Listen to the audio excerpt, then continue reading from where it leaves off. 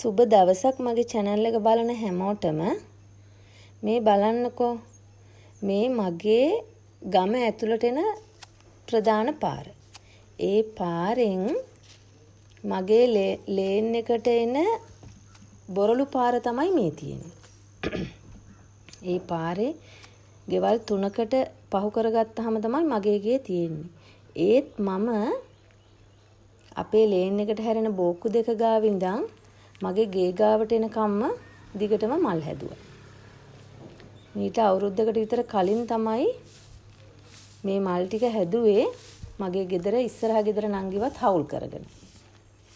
ඒ වුණාට පොඩ්ඩක් පාරට රොඩු එහෙම ආපුවාම මම මේක අතු ගාලා ක්ලීන් කරනවා. තනකොළ කපන එක නම් අපේ වටේ ගෙවල් දෙකේම කට්ටිය කරනවා. මේ අපේ පොදු පාර. ඉතින් ඕගොල්ලන්ටත් පුළුවන් පොදු පාර මේ වගේ ලස්සනට තියාගන්න. ඉතින් පාරේ වැඩ ඉවර වෙලා මහන්සියිනේ. අපි දැන් හොඳ තේ පාටියක් දාන්නයි හදන්නේ. අපේ පොඩි දුවයකට ලෑස්ති වෙනවා. එයාටත් පොඩි උදව්වක් දීලා බලමු යා මොනවද හදන්න හදන්නේ කියලා.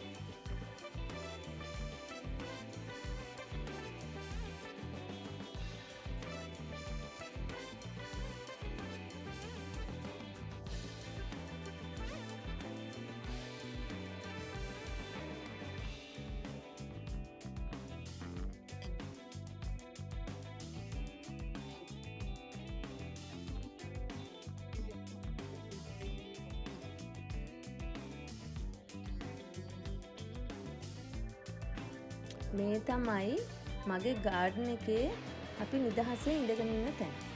මේ තැන හදාගෙන තියෙන්නේ මම වියදම අඩුවෙන් මගේ ගෙදර පරණ පාවිච්චි කරපු ප්ලාස්ටික් පුටු ටික.